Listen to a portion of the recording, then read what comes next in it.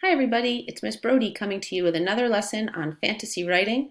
Today it's called We Need an Idea Part 2. Okay, so yesterday we used a specific technique to help us come up with a fantasy story idea, and it seemed like you guys had fun with it since a lot of the story ideas that I read at least were pretty creative.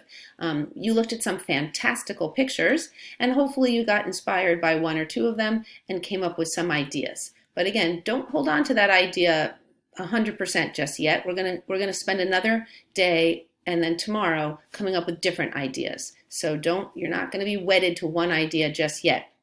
Okay, so today we're going to use a few other techniques to help us generate more ideas. And the first technique, well, are you ready? I hope you're ready.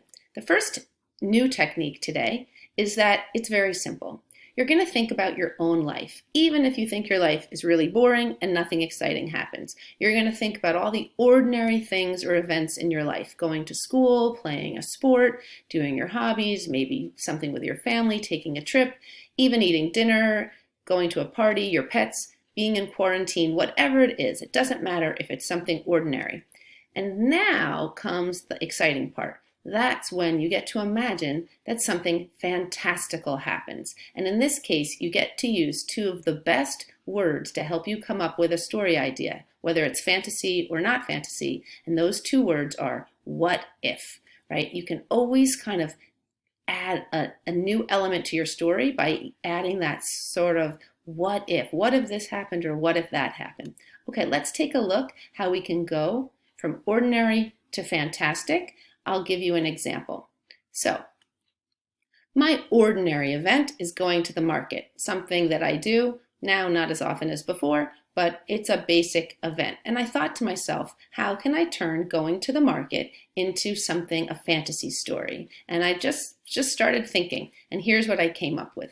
So I'm at the market, or my character, and I'm picking up a few things for the week, but then I asked myself, what if? What if it turned into a sort of quest, and that the items that I want to buy start to move around, and they won't allow me to purchase them? That the chips start to sort of form a chip wall, all the bags stack up, or the cereal starts to spill all over the floor and I'm slipping and sliding, and they're all being controlled by an evil grocery store witch. And then I thought, well, it's kind of a silly story, but how can I take it from being silly into something a little bit less silly? And I thought, well, we want to have some sort of theme. And so I thought to myself, what could the theme of this going to the market crazy food items theme be? And this is where what I ended up with. What if the witch is pushing me to buy healthy items? That would sort of almost have a little message there. So if I go and I buy apples or broccoli, they stay in my cart. But if I buy unhealthy things, they sort of start to fight against me. And it takes me, meaning me, the character, a while to figure that out. And I'm able to buy my healthier items and leave the store, right? And I literally kind of came up with that idea while I was writing it into the Google Doc. I kept on just thinking, okay, the market, what if this and what if that? And then it just kind of came together. And that's what I'm hopeful is going to happen for you. So today, what you're going to be doing is you're going to be taking a few ordinary events, like taking a dog for a walk, maybe it's playing soccer or doing something at recess, or maybe going to a restaurant with your family, or you can come up with your own ordinary event. You have two different ones, and you're going to try to turn these ordinary events into something fantastical, okay? So just like yesterday, I'm going to show you, you're going to have this Google Doc where you are going to have your ordinary event where you have to come up with pick two of these. So maybe it's you like the dog for the walk one, and then you're going to come up with your own ordinary event. Or maybe you want something about going to a restaurant and recess one. Or you can just come up with two on your own. And just like yesterday, you're going to be pushing yourself to think of the characters, the setting, the main problem, and all of that good stuff, and write your little blurb. Okay, so that's one of them. And now again, you might be thinking that both of these types of stories will likely have a normal setting, but they could switch to a new world. Again, I could be at that grocery store and walk into and be transported into a magical world of apples or something.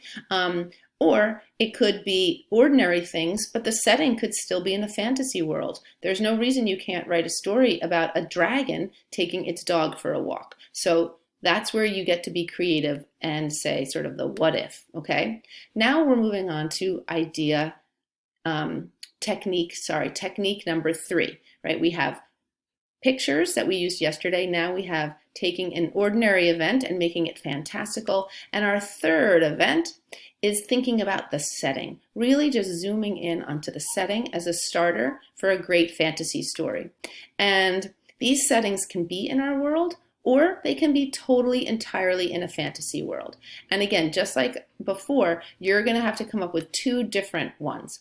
I came up with an ordinary one. I wanted to have a story set in math class. And again, I started to push my brain and use the sort of what if in math class something fantastical happens. And here is my story.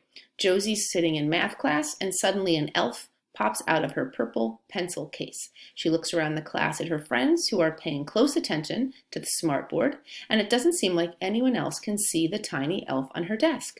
The elf tells her that her pencil box is actually a portal to the elf world, and he is stuck in the human world, and he needs her help to get home. So it sounds like they're going to be going on a type of quest. They need to collect a handful of ordinary items: a dirty tissue, 3 light bulbs, a basketball, and a bird feather. And again, don't ask me how I came up with those different items, but I don't know, I just was thinking, and those were random things I came up with that I could envision them having to try to get that might be kind of funny or interesting. So then it's going to be your turn. That's just my example of taking the setting of math class and turning it into a story idea. Here's some possible settings you'll use: an enchanted forest, an underwater world, outer space, and then again, you have 2 different, you can come up with your own ideas. So just like before, you're going to go into this Google Doc, and here now is our second technique where you're going to think of your setting and you're going to use that to create a fantasy idea. And again, you need to come up with 2. So here you can pick Enchanted Forest if you want to, you can pick Underwater World or Outer Space, or you can come up with 2 of your own. So again, you're going to do 2 at the top of the ordinary event and 2 different settings, different ideas, okay? So now it's your turn. You're ready to go. You're going to try out those 2 techniques, and just final reminder, you have to give these a try. You cannot say to your teacher, I already know what I'm going to write about, or I loved the idea I came up with yesterday, I want to do that.